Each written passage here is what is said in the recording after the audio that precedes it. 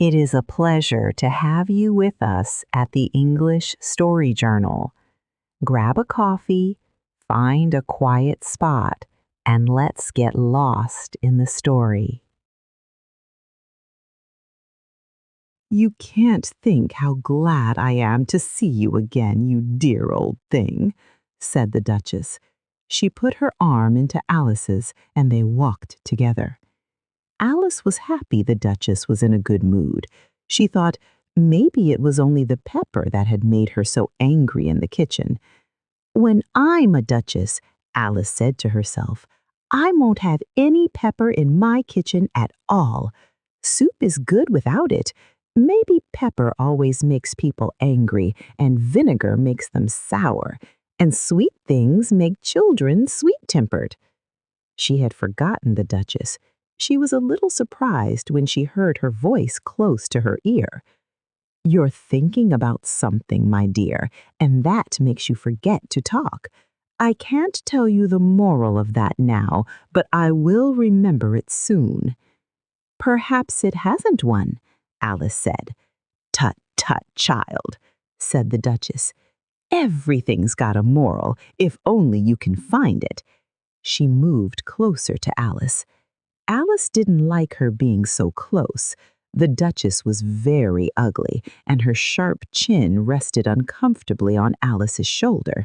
But Alice did not want to be rude, so she stayed still. The game's going on rather better now, Alice said, to keep talking. 'Tis so, said the Duchess, and the moral of that is, oh, 'tis love that makes the world go round. Somebody said, Alice whispered, that it's done by everybody minding their own business. Oh, well, it means much the same thing, said the Duchess. She dug her sharp little chin into Alice's shoulder. She added, and the moral of that is, take care of the sense, and the sounds will take care of themselves. I dare say you're wondering why I don't put my arm round your waist, the Duchess said after a moment. The reason is, I'm not sure about your flamingo's temper. Shall I try it? He might bite, Alice said carefully. She did not want to try the experiment. Very true, said the Duchess. Flamingos and mustard both bite. And the moral of that is, birds of a feather flock together. Only mustard isn't a bird, Alice said.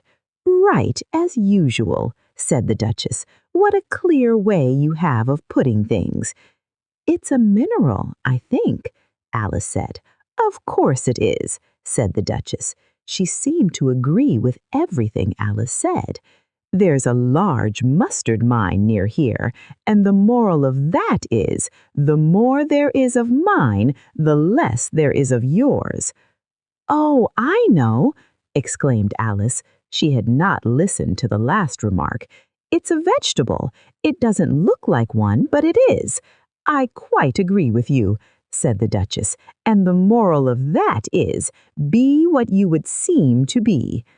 I think I should understand that better, Alice said very politely, if I had it written down, but I can't quite follow it as you say it. That's nothing to what I could say if I chose, the Duchess replied in a happy voice. Pray don't trouble yourself to say it any longer than that, said Alice. Oh, don't talk about trouble, said the Duchess.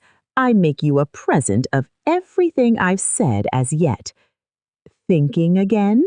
The Duchess asked. She poked Alice with her sharp little chin again. I've a right to think, Alice said sharply. She was starting to feel worried.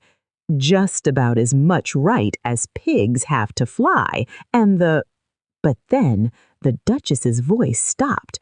Her arm began to shake. Alice looked up. The Queen stood in front of them, looking very angry. A fine day, Your Majesty, the Duchess began in a low, weak voice. Now, I give you fair warning, shouted the Queen. She stamped on the ground. Either you or your head must be off, and that in about half no time. Take your choice. The Duchess chose quickly. She was gone in a moment. "Let's go on with the game," the Queen said to Alice. Alice was too scared to speak. She slowly followed the Queen back to the croquet ground. The other guests quickly went back to the game. The Queen said that if they were late, it would cost them their lives. During the game, the Queen argued with the other players. She shouted, "Off with his head," or "Off with her head." The soldiers took away those she ordered to be killed. Soon, all players except the King, the Queen, and Alice were taken away. Then the Queen said to Alice, "Have you seen the Mock Turtle yet?" "No," said Alice. "I don't even know what a mock turtle is." "It's the thing mock turtle soup is made from," said the Queen. "I never saw one or heard of one," said Alice. "Come on, then," said the Queen, "and he shall tell you his history." As they walked, Alice heard the King speak softly to everyone. "You are all pardoned." "Come, that's a good thing," she said to herself. She had been unhappy about how many people the Queen ordered to be killed. Soon they saw a griffin. It was sleeping in the sun. "Up, lazy thing," said the Queen, "and take this young lady to see the Mock Turtle and to hear his history. I must go back and check on some executions I have ordered." She walked away, leaving Alice alone with the griffin. Alice didn't like how the creature looked, but she stayed with it. It was safer than the angry Queen. The griffin sat up and rubbed its eyes. It watched the Queen until she was out of sight. Then it laughed softly. "What fun," said the griffin, half to itself, half to Alice. "What is the fun?" said Alice. "Why, she," said the griffin. "It's all her imagination. They never kill anyone, you know. Come on." "Everybody says 'come on' here," Alice thought. She walked slowly after it. "I never was told what to do so much in all my life. Never." They did not go far before they saw the Mock Turtle. He sat sad and lonely on a small rock. As they came closer, Alice could hear him sighing. It sounded like his heart would break. She felt sorry for him. "What is his sorrow?" she asked the griffin. The griffin answered almost as before. "It's all his imagination. He hasn't got any sorrow, you know. Come on." So they went to the Mock Turtle. He looked at them with big eyes full of tears, but said nothing. "This here young lady," said the griffin, "she wants to know your history, she does." "I'll tell it her," said the Mock Turtle in a deep, empty voice. "Sit down, both of you, and don't speak a word till I've finished." So they sat down. Nobody spoke for some minutes. Alice waited patiently. "Once," said the Mock Turtle at last with a deep sigh, "I was a real turtle." There was a long silence. The griffin made a sound. "Heck!" The Mock Turtle kept crying sadly. Alice waited for more. "When we were little," the Mock Turtle went on at last, more calmly, though still crying a little, "we went to school in the sea. The master was an old turtle. We used to call him Tortoise." "Why did you call him Tortoise if he wasn't one?" Alice asked. "We called him Tortoise because he taught us," said the Mock Turtle angrily. "Really, you are very dull. You ought to be ashamed of yourself for asking such a simple question," added the griffin. Then they both sat silent and looked at poor Alice. She felt like sinking into the ground. At last the griffin said to the Mock Turtle, "Drive on, old fellow. Don't be all day about it." And he went on. "Yes, we went to school in the sea, though you may not believe it." "I never said I didn't," interrupted Alice. "You did," said the Mock Turtle. "Hold your tongue," added the griffin, before Alice could speak again. The Mock Turtle went on. "We had the best of educations. In fact, we went to school every day." "I've been to a day school, too," said Alice. You needn't be so proud as all that." "With extras?" asked the Mock Turtle, a little worried. "Yes," said Alice. "We learned French and music." "And washing?" said the Mock Turtle. "Certainly not," said Alice angrily.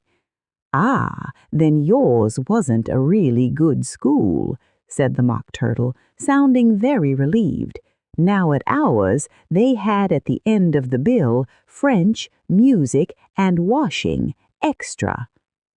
"You couldn't have wanted it much," said Alice, "living at the bottom of the sea." "I couldn't afford to learn it," said the Mock Turtle with a sigh. "I only took the regular course." "What was that?" asked Alice. "Reeling and writhing, of course, to begin with, and then the different branches of arithmetic, ambition, distraction, uglification, and derision." "I never heard of uglification," said Alice carefully. "What is it?" The Gryphon lifted up both its paws in surprise. "What? Never heard of uglifying?" it exclaimed. "You know what to beautify is, I suppose." "Yes," said Alice, unsure. "It means to make anything prettier?" "Well, then, if you don't know what to uglify is, you are a simpleton." Alice did not ask more questions. She turned to the Mock Turtle and said, "What else had you to learn?" "Well, there was mystery," the Mock Turtle replied. He counted the subjects on his flippers. "Mystery, old and new, with seaography. Then drawling. The drawling master was an old conger eel. He came once a week. He taught us drawling, stretching, and fainting in coils." "What was that like?" said Alice. "Well, I can't show it you myself," the Mock Turtle said. "I'm too stiff, and the Gryphon never learnt it." "Hadn't time," said the Gryphon. "I went to the classics master, though. He was an old crab, he was." "I never went to him," said the Mock Turtle with a sigh. "He taught laughing and grief, they used to say." "So he did, said the Gryphon, sighing too. Both creatures hid their faces in their paws. "And how many hours a day did you do lessons?" asked Alice. She wanted to change the subject quickly. 10 hours the first day," said the Mock Turtle, 9 the next, and so on. "What a curious plan!" exclaimed Alice. "That's the reason they're called lessons," said the Gryphon, "because they lessen from day to day." "Then the 11th day must have been a holiday?" "Of course it was," said the Mock Turtle. "And how did you manage on the 12th?" Alice went on eagerly. "That's enough about lessons," interrupted the Gryphon in a very firm voice. "Tell her something about the games now." The Mock Turtle sighed. Sobs choked his voice. "Like he has a bone in his throat," said the Gryphon, shaking his back. At last the Mock Turtle spoke, tears on his cheeks. "You may not have lived much under the sea." "I haven't," said Alice. "And perhaps you never met a lobster." Alice started to say, "I once tasted," but stopped quickly and said, "No, never." "So you have no idea what a lovely thing a lobster quadrille is." "No, indeed," said Alice. "What kind of dance is it?" "Well," said the Gryphon, "first you stand in a line along the seashore." "2 lines," cried the Mock Turtle. "Seals, turtles, salmon, and so on. Then, when you've moved all the jellyfish away—" "That usually takes some time," stopped the Gryphon. "You step forward twice—" "Each with a lobster as a partner," cried the Gryphon. "Of course," the Mock Turtle said. "Step forward twice, find partners, change lobsters, and go back in the same way. continued the Gryphon. Then, you know, the Mock Turtle went on, you throw the lobsters, shouted the Gryphon, jumping into the air, as far out to sea as you can. Swim after them, screamed the Gryphon. Turn a somersault in the sea, cried the Mock Turtle, jumping wildly. Change lobsters again, yelled the Gryphon loudly. Back to land again, and that's the first part, said the Mock Turtle, dropping his voice. The two creatures who had been jumping sat down sadly and looked at Alice. It must be a very pretty dance, said Alice shyly. Would you like to see a little of it? Said the Mock Turtle. Very much, said Alice. Come, let's try the first part, said the Mock Turtle to the Gryphon. We can dance without lobsters, you know. Who will sing? Oh, you sing, said the Gryphon. I've forgotten the words. So they began dancing around Alice, sometimes stepping on her toes, waving their paws. The Mock Turtle sang, slowly and sadly. Will you walk a little faster? Said a whiting to a snail. There's a porpoise close behind us, and he's treading on my tail. See how eagerly the lobsters and the turtles all advance. They are waiting on the shingle. Will you come and join the dance? Will you, won't you, will you, won't you, will you join the dance? Will you, won't you, will you, won't you join the dance? You can really have no notion how delightful it will be when they take us up and throw us with the lobsters out to sea. But the snail replied, too far, and gave a look askance. Said he thanked the whiting kindly, but he would not join the dance. Would not, could not, would not, could not, would not join the dance. Would not, could not, would not, could not, would not join the dance. What matters it how far we go? His scaly friend replied. There is another shore, you know, upon the other side. The further off from England, the nearer is to France. Then turn not pale, beloved snail, but come and join the dance. Will you, won't you, will you, won't you, will you join the dance? Will you, won't you, will you, won't you, will you join the dance? Thank you. It's an interesting dance to watch, said Alice, feeling glad it was over. And I like that strange song about the whiting. Oh, about the whiting, said the Mock Turtle. You've seen them, right? Yes, said Alice. I've often seen them at dinner. She stopped quickly. I don't know where Din may be, said the Mock Turtle, but if you've seen them so often, of course you know what they're like.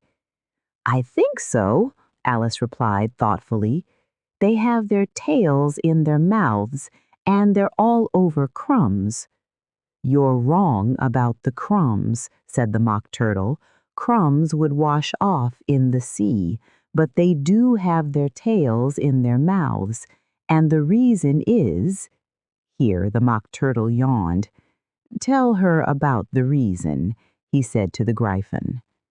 The reason is, said the Gryphon, that they wanted to go with the lobsters to the dance, so they got thrown out to sea, so they had to fall a long way, so their tails got stuck in their mouths, so they couldn't get them out again. That's all. Thank you, said Alice. It's very interesting. I never knew so much about a whiting before. I can tell you more than that, if you like, said the Gryphon. Do you know why it's called a whiting? I never thought about it, said Alice. Why? It does the boots and shoes, the Gryphon replied seriously. Alice was confused. Does the boots and shoes, she repeated, surprised. Why, what makes your shoes shine, said the Gryphon. I mean, what makes them so shiny? Alice looked down and thought before she answered.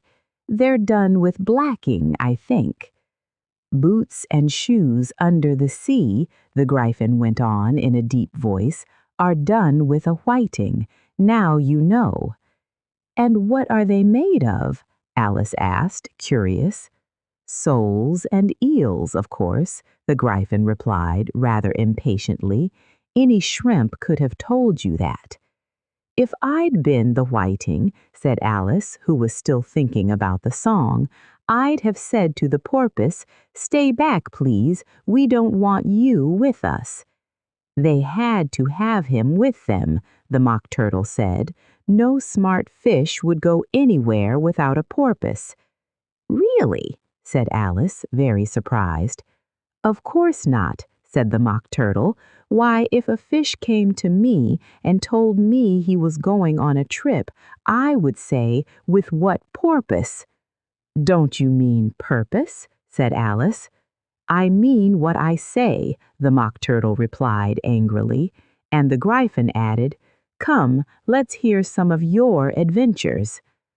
I could tell you my adventures starting from this morning, said Alice timidly, but there's no use going back to yesterday because I was a different person then. Explain all that, said the Mock Turtle. No, no, the adventures first, said the Gryphon impatiently. Explanations take such a long time. So Alice began telling them her adventures from when she first saw the White Rabbit. She was nervous at first. The two creatures got close, one on each side, with very wide eyes and mouths, but she gained courage as she went on. Her listeners were quiet till she got to the part about her repeating, "You are old, Father William," to the caterpillar, and the words all coming different.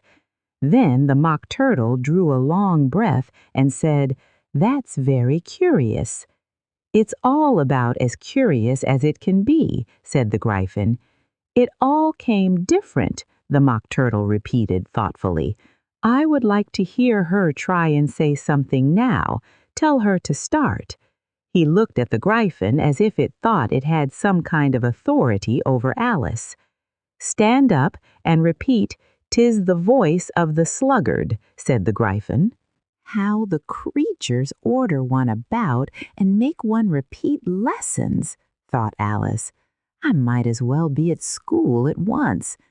However, she got up and began to repeat it, but her head was so full of the lobster quadrille that she hardly knew what she was saying, and the words came very queer indeed. "'Tis the voice of the lobster, I heard him declare, You have baked me too brown, I must sugar my hair. As a duck with its eyelids, so he with his nose trims his belt and his buttons and turns out his toes." That's different from what I used to say when I was a child, said the Gryphon.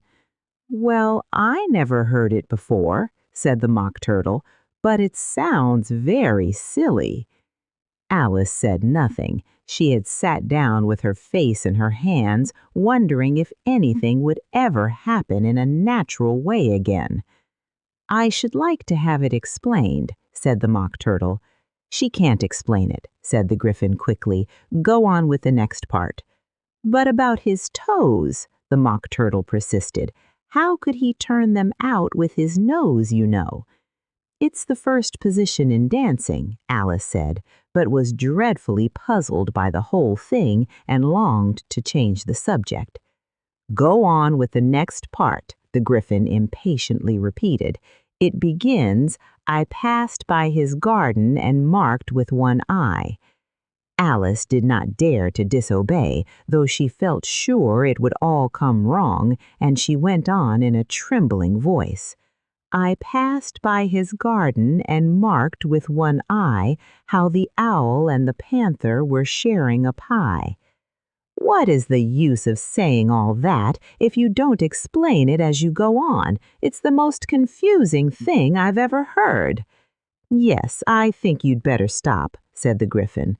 Alice was only too glad to do so. Shall we try another part of the lobster quadrille? the Gryphon went on, "or would you like the Mock Turtle to sing you a song?" "Oh, a song, please, if the Mock Turtle would be so kind," Alice replied, so eagerly that the Gryphon said in a rather offended tone, "Huh, no accounting for tastes. Sing her Turtle Soup, will you, old friend?" The Mock Turtle sighed. He began, his voice sometimes choked with sobs, to sing this: "Beautiful soup, so rich and green, waiting in a hot tureen. Who for such tasty food would not want soup of the evening, beautiful soup, soup of the evening, beautiful soup, beautiful soup, beautiful soup, soup of the evening, beautiful, beautiful soup." "Sing the chorus again," cried the Gryphon. The Mock Turtle had just started to repeat it when a cry of "The trial's beginning" was heard far away. "Come on," cried the Gryphon. It took Alice by the hand and hurried off, not waiting for the end of the song. "What trial is it?" Alice panted as she ran, but the Gryphon only answered, "Come on," and ran faster. More faintly on the breeze that followed them came the melancholy words, "Soup of the evening, beautiful soup."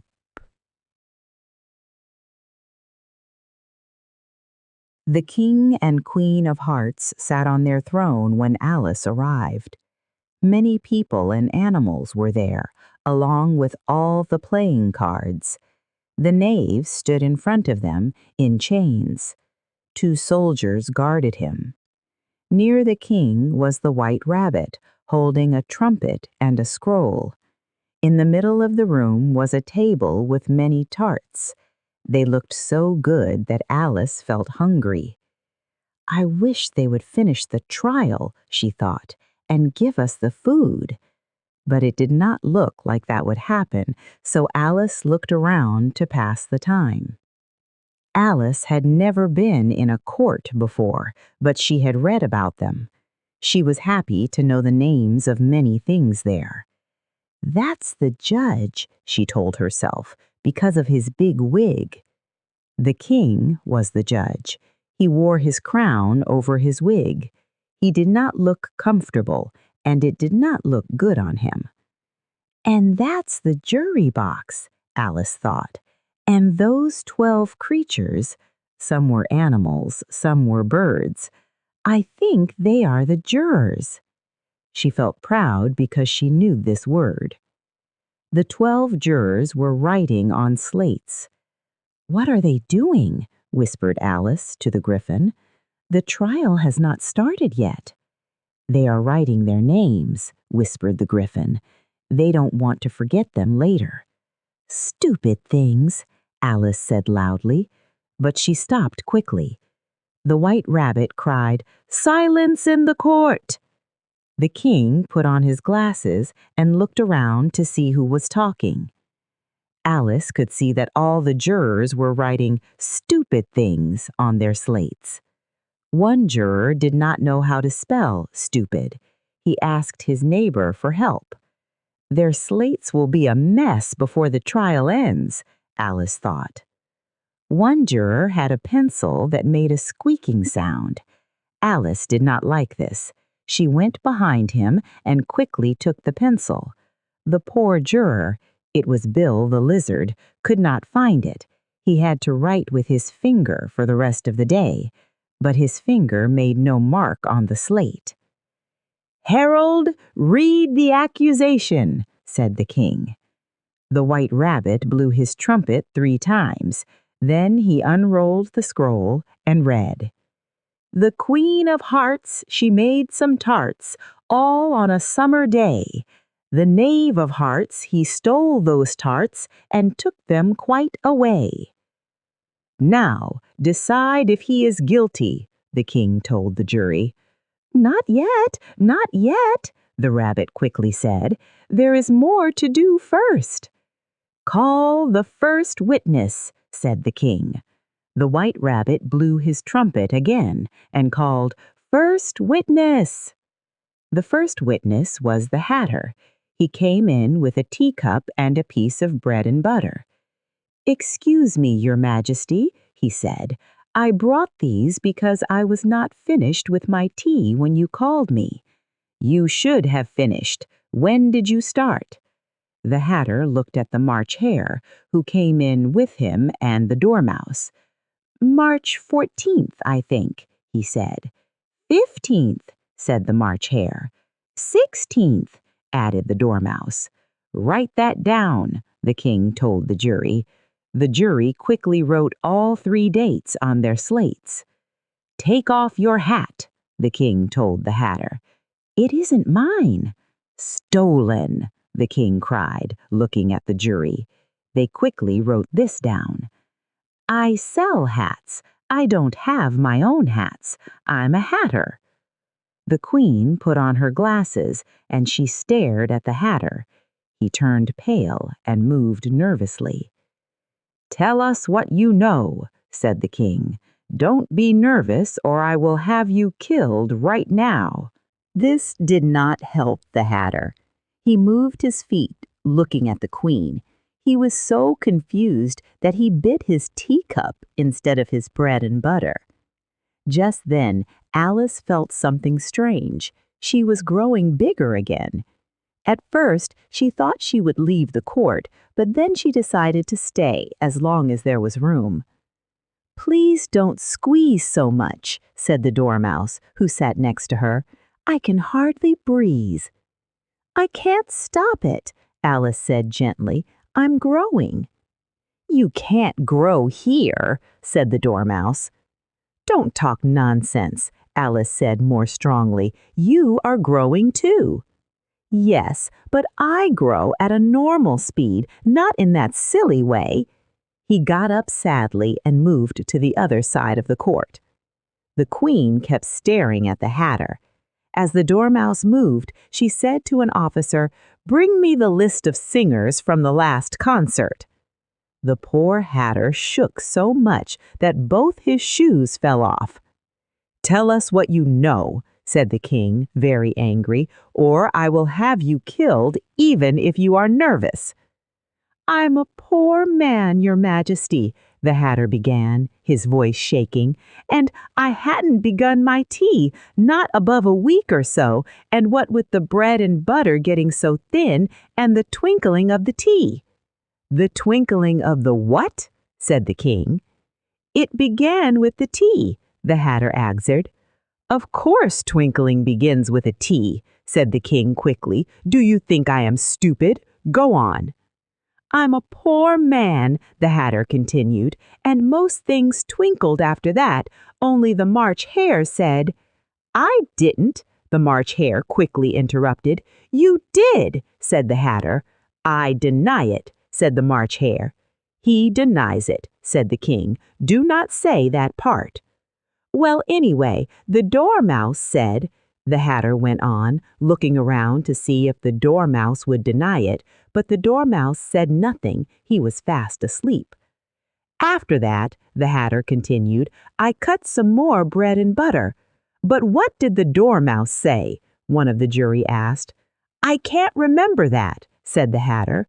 You must remember, said the king, or I will have you killed. The unhappy hatter dropped his teacup and bread and butter. He fell to one knee. I'm a poor man, Your Majesty, he began. You are a very poor speaker, said the king. One of the guinea pigs cheered. The officers of the court quickly stopped it. I'm glad I saw that, Alice thought. I often read in the newspaper, applause was stopped by the officers. Now I know what it means. If that is all you know, you can step down, the king continued. I can't go lower, said the hatter. I'm already on the floor. Then you may sit down, the king replied. The other guinea pig cheered and was stopped. Good. No more guinea pigs, Alice thought. Now we can move on. I would rather finish my tea, said the Hatter, looking at the Queen. She was reading the list of singers. You may go, said the King.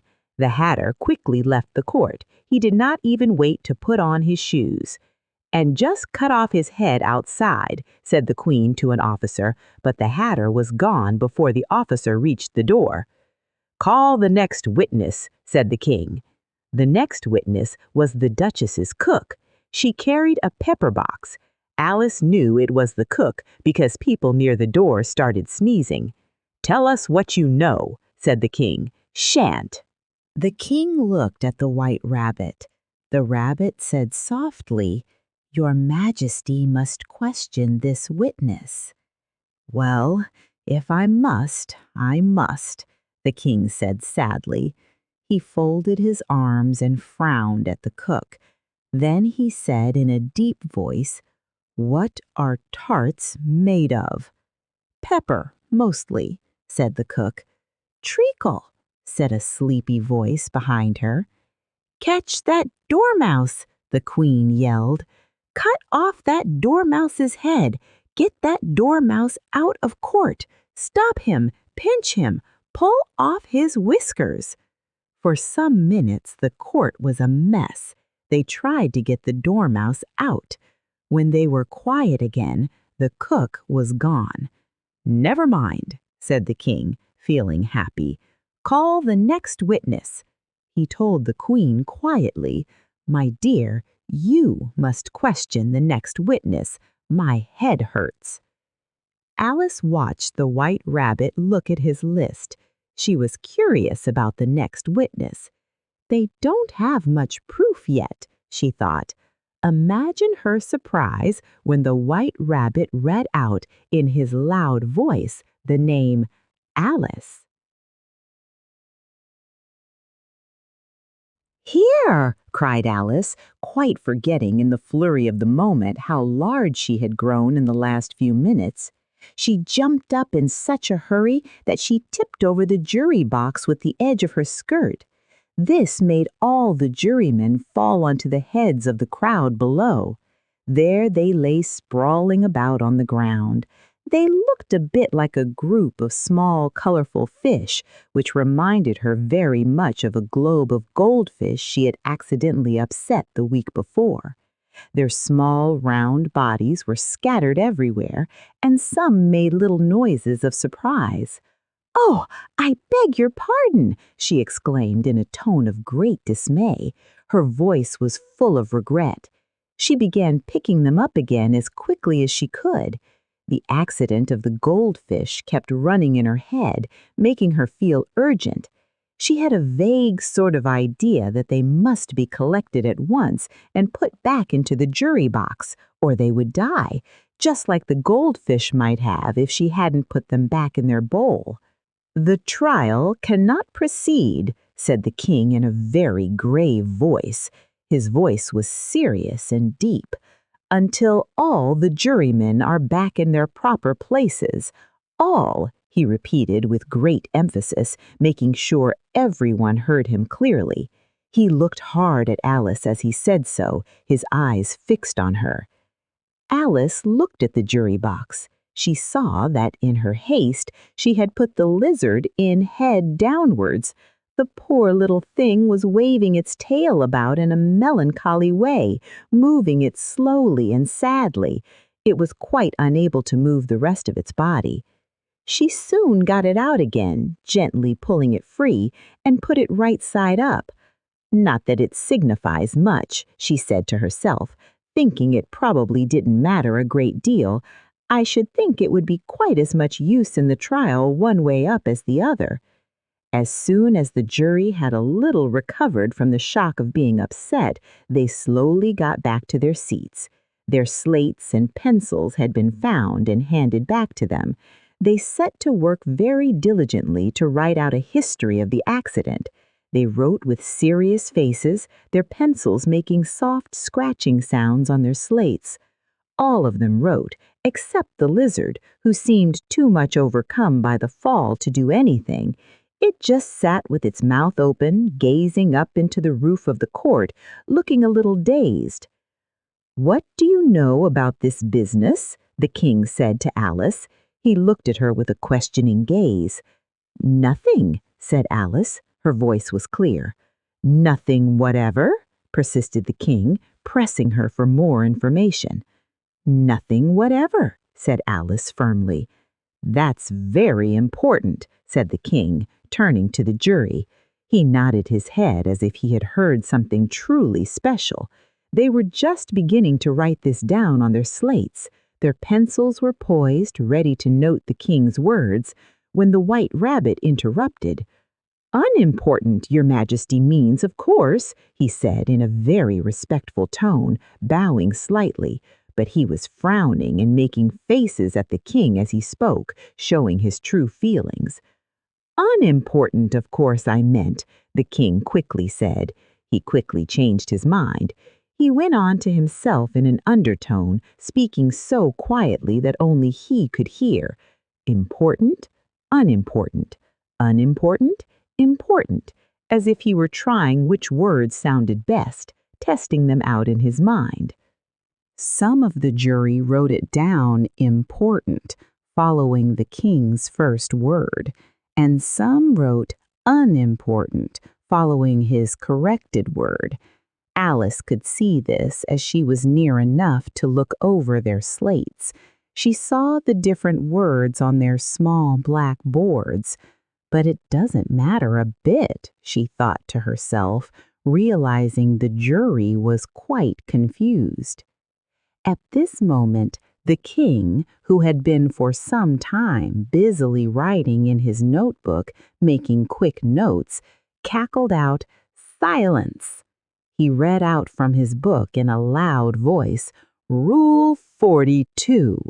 All persons more than a mile high to leave the court."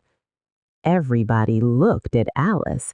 Their eyes all turned to her as she was very tall. "I'm not a mile high," said Alice. She felt a little annoyed. "You are," said the king, pointing a finger at her. "Nearly 2 miles high," added the queen, her voice sharp and sure. "Well, I shan't go at any rate," said Alice, shaking her head. "Besides, that's not a regular rule. You invented it just now." She knew it was not a real rule from the book. "It's the oldest rule in the book," said the king, trying to sound firm. "Then it ought to be number 1, said Alice, pointing out the flaw in his logic. The king turned pale. His face lost all its color. He shut his notebook hastily, snapping it shut with a loud sound. "Consider your verdict," he said to the jury in a low, trembling voice. His voice was shaky and quiet. "There's more evidence to come yet, please your majesty," said the White Rabbit, jumping up in a great hurry. He was very excited. "This paper has just been picked up." He held a piece of paper in his hand. "What's in it?" said the queen, her eyes wide with curiosity. "I haven't opened it yet," said the White Rabbit, "but it seems to be a letter written by the prisoner to somebody." He looked closely at the folded paper. "It must have been that," said the king, nodding his head, "unless it was written to nobody, which isn't usual, you know." He thought it was clear. "Who is it directed to?" asked one of the jurymen, trying to understand. "It isn't directed at all," said the White Rabbit. "In fact, there's nothing written on the outside." He unfolded the paper as he spoke, showing the blank cover. He added, "It isn't a letter after all, it's a set of verses." He revealed the writing inside. "Are they in the prisoner's handwriting?" asked another of the jurymen. He wanted to know if the knave had written them. "No, they're not," said the White Rabbit, "and that's the queerest thing about it." The jury all looked puzzled, their faces showing confusion. "He must have imitated somebody else's hand," said the king, thinking he had solved the mystery. The jury all brightened up again, understanding a little better. "Please, your majesty," said the knave, speaking clearly, "I didn't write it, and they can't prove I did. There's no name signed at the end." He tried to defend himself. "If you didn't sign it," said the king, his voice growing stern, "that only makes the matter worse. You must have meant some mischief, or else you'd have signed your name like an honest man." There was a general clapping of hands at this. The crowd and the cards clapped their hands, making a loud noise. It was the first really clever thing the king had said that day. "That proves his guilt," said the queen, quite pleased. "It proves nothing of the sort," said Alice loudly. "Why, you don't even know what they're about." She thought it was silly. "Read them," said the king, ordering the White Rabbit to continue. The White Rabbit put on his spectacles, pushing them up his nose. "Where shall I begin, please your majesty?" he asked, looking unsure. "Begin at the beginning," the king said gravely, his voice serious, "and go on till you come to the end, then stop." These were the verses the White Rabbit read. "They told me you had been to her, and mentioned me to him. She gave me a good character, but said I could not swim. He sent them word I had not gone. We know it to be true. If she should push the matter on, what would become of you? I gave her 1, they gave him 2, you gave us 3 or more. They all returned from him to you, though they were mine before. If I or she should chance to be involved in this affair, he trusts to you to set them free, exactly as we were. My notion was that you had been, before she had this fit, an obstacle that came between him and ourselves and it. Don't let him know she liked them best, for this must ever be a secret kept from all the rest between yourself and me." "That's the most important piece of evidence we've heard yet," said the king, rubbing his hands together with satisfaction. "So now let the jury, if any of them can explain it," said Alice, interrupting him. She had grown so large in the last few minutes that she wasn't a bit afraid of interrupting him now. "I'll give him 6 pence. I don't believe there's an atom of meaning in it." She thought the verses made no sense at all. The jury all wrote down on their slates, "She doesn't believe there's an atom of meaning in it," copying Alice's words. But none of them attempted to explain the paper. They just looked at it, confused. "If there's no meaning in it, that saves a world of trouble, you know, as we needn't try to find any." He sounded relieved. "And yet I don't know," he went on, spreading out the verses on his knee, looking at them with one eye, as if trying to see something hidden. "I seem to see some meaning in them after all. Said I could not swim. You can't swim, can you?" he added, turning to the knave. The knave shook his head sadly. "Do I look like it?" he said, which he certainly did not, being made entirely of cardboard. He would sink immediately. "All right so far," said the king, pleased with his discovery. He went on muttering over the verses to himself, softly repeating the lines. "We know it to be true," that's the jury, of course. "I gave her 1, they gave him 2. Why, that must be what he did with the tarts, you know." He looked very clever. "But it goes on, they all returned from him to you," said Alice, pointing out the next line. "Why, there they are," said the king triumphantly, his face lighting up. He pointed to the tarts on the table. "Nothing can be clearer than that. Then again, before she had this fit, you never had fits, my dear, I think, he said to the Queen, asking her directly. Never, said the Queen furiously. She threw an inkstand at the lizard as she spoke, sending the ink flying. The unfortunate little Bill had left off writing on his slate with one finger, as he found it made no mark, but he now hastily began again, using the ink that was trickling down his face as long as it lasted. It was quite a mess. "Then the words don't fit you," said the king, looking round the court with a smile. He thought he had made a very clever joke. There was a dead silence. No one laughed. "It's a pun," the king added in an offended tone, explaining his joke. Everybody laughed then, trying to please him. "Let the jury consider their verdict," the king said, for about the 20th time that day. He wanted the trial to end. "No, no," said the Queen. She was very impatient. "Sentence first, verdict afterwards." "Stuff and nonsense," said Alice loudly. She could not believe what she was hearing. "The idea of having the sentence first." "Hold your tongue," said the Queen, turning purple with anger. Her face became a dark red. "I won't," said Alice, refusing to be quiet. "Off with her head," the Queen shouted at the top of her voice. Her voice was very loud and angry. Nobody moved. The guards stood still. "Who cares for you?" said Alice. She had grown to her full size by this time, as tall as the trees. She was not afraid. "You're nothing but a pack of cards."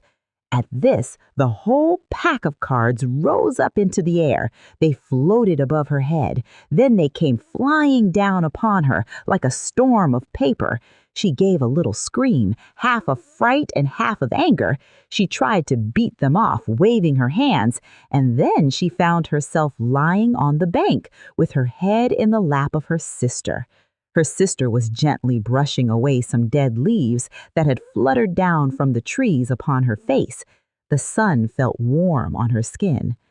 "Wake up, Alice dear," said her sister, her voice soft and kind. "Why, what a long sleep you've had."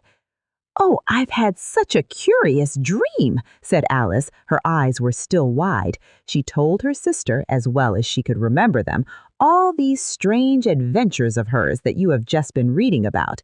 She spoke of the White Rabbit, the Mad Hatter, the Queen of Hearts, and all the crazy things that had happened. And when she had finished, her sister kissed her. She said, "It was a curious dream, dear, certainly, but now run into your tea. It's getting late." So Alice got up and ran off. She thought while she ran, as well she might, what a wonderful dream it had been. It was full of magic and strange creatures. But her sister sat still just as Alice left her. She leaned her head on her hand, resting her chin. She watched the setting sun as its orange and pink light filled the sky. She thought of little Alice and all her wonderful adventures. She thought of the funny characters and the strange places. She remembered the thrilling chases and the puzzling conversations. She thought of these things until she too began dreaming after a fashion right there by the river. And this was her dream. First, she dreamed of little Alice herself. Once again, the tiny hands were clasped upon her knee, resting there softly. The bright, eager eyes were looking up into hers, full of wonder. She could hear the very tones of Alice's voice, clear and sweet. She could see that queer little toss of her head to keep back the wandering hair that would always get into her eyes, a small, familiar movement.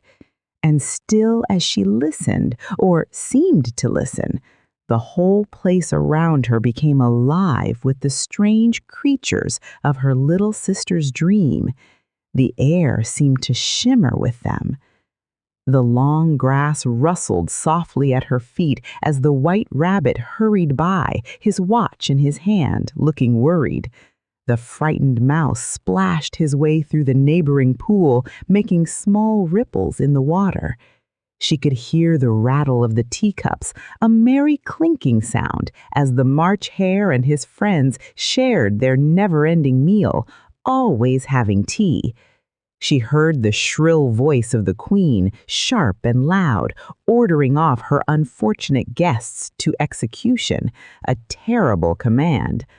Once more, the pig baby was sneezing on the Duchess's knee, making loud achoo sounds, while plates and dishes crashed around it, falling and breaking. Once more, the shriek of the griffin, a high, wild cry, the squeaking of the lizard's slate pencil, a thin scratching sound, and the choking of the suppressed guinea pigs, small, muffled sounds, filled the air. These noises mixed up with the distant, sad sobs of the miserable mock turtle, a sound of deep sorrow. So she sat on with closed eyes, feeling as if she was there. She half believed herself in Wonderland, truly present among the strange sights and sounds. Though she knew she had but to open them again, and all would change to dull reality. The magic would disappear. The grass would be only rustling in the wind, a simple natural sound, and the pool would be rippling to the waving of the reeds, just calm water moving. The rattling teacups would change to tinkling sheep bells, making a soft, clear sound from the fields, and the queen's shrill cries would change to the voice of the shepherd boy calling his sheep in the distance. And the sneeze of the baby, the shriek of the griffin, and all the other queer noises would change, she knew, to the confused clamor of the busy farmyard, a mix of many animal sounds, while the lowing of the cattle in the distance, a deep, slow sound, would take the place of the mock turtle's heavy sobs, ending the sadness. Lastly, she pictured to herself how this same little sister of hers would, in the aftertime, in many years from now, be herself a grown woman. She imagined Alice older and wiser, and how she would keep through all her riper years, through all her adult life, the simple and loving heart of her childhood.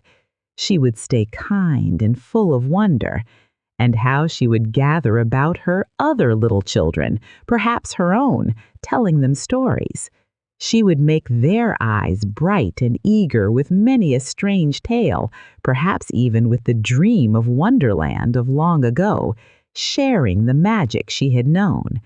And how she would feel with all their simple sorrows, understanding their small hurts, and she would find a pleasure in all their simple joys, delighting in their happiness, remembering her own child life and the happy summer days she spent with her sister by the river. The end. Thank you for spending time with us. I hope this story brought you peace and reflection. We will see you soon.